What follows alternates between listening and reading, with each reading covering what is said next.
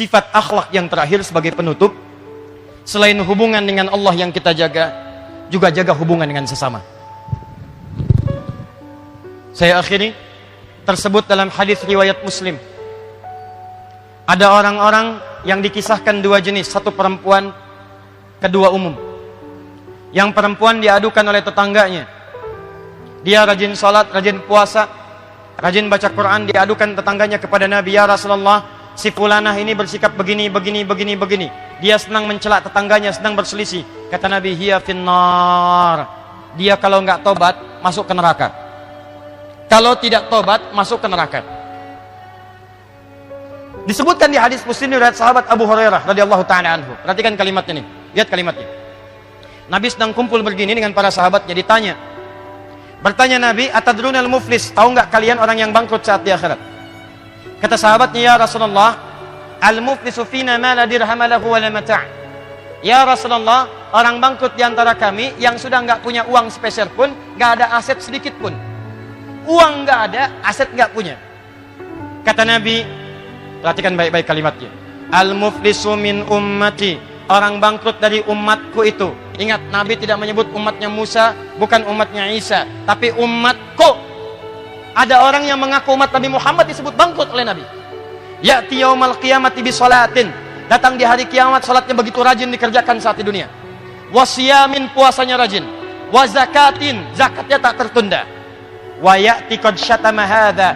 Cuman sayang, dia suka mencela temannya yang lain. Wa qadhafa hadza, menuduh kawannya yang lain.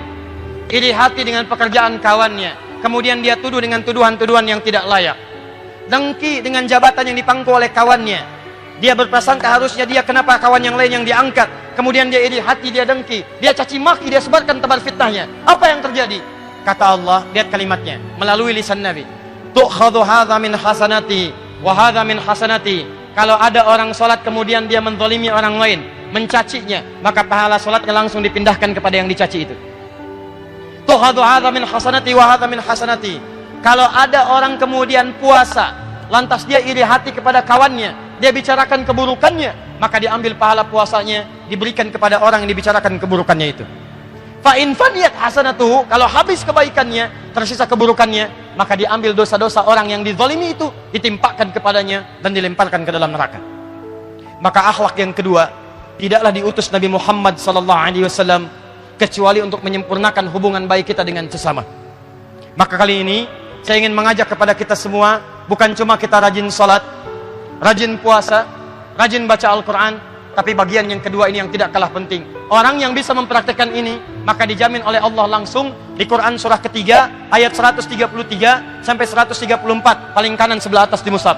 Allah akan tempatkan orang ini di sebuah surga yang luasnya seluas langit dan bumi. Kalau nggak percaya, silakan Anda amalkan, berdoa cepat meninggal. Begitu Anda selesai, kembali kepada Allah. Seluas langit dan bumi. Mau maraton, silakan, nggak ada ujungnya. Mau koprol, bebas. Apa amalannya? Amalan pertama, alladzina yunfiquna fis sarra'i wad dharra. Dia gemar berbagi dengan sesamanya. Maka ayo praktekkan. Teman-teman yang di provinsi, begitu dapat tambahan, dapat promosi, dapat macam-macam, ayo silakan infak. Ajak teman-teman, syukuri. Boleh jadi Anda naik jabatan itu bukan karena Anda hebat juga, karena teman-teman Anda membantu Anda. Kalau nggak ada tukang fotokopi, bagaimana naskah-naskah Anda itu bisa diperbanyak?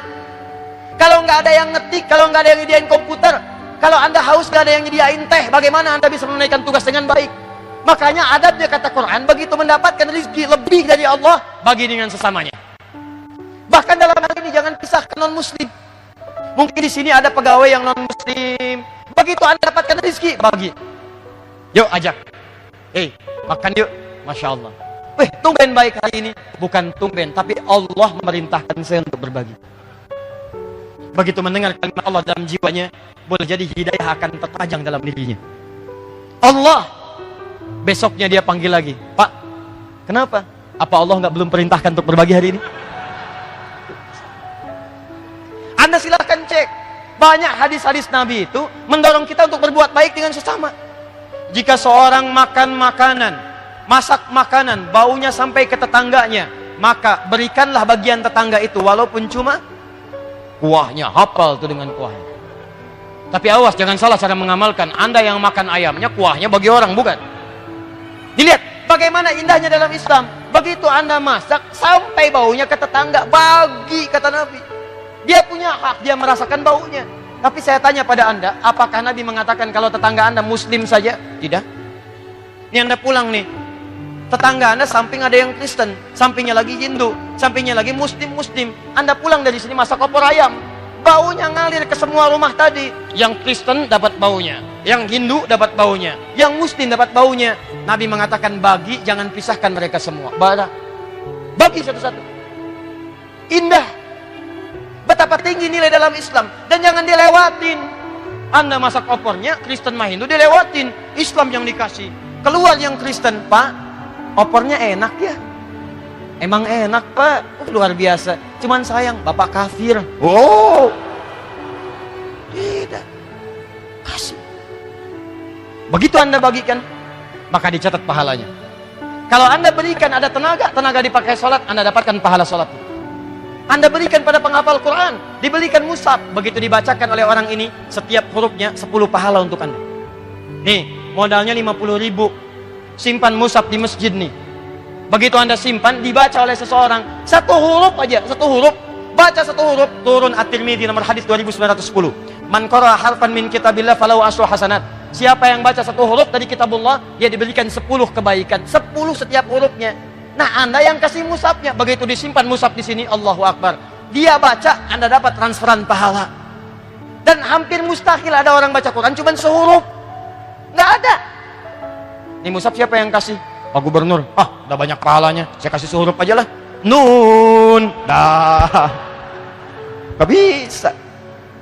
Orang pasti bacanya itu banyak ayatnya. Karena itu, maaf, ketika saya tutup dengan sebuah hadis.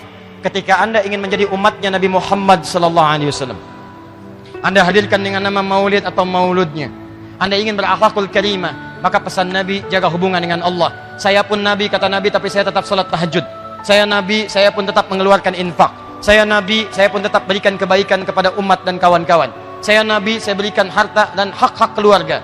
Maka tanamkan nilai kedekatan dengan Allah. Yang kedua, jaga hak-hak lingkungan sekitaran kita.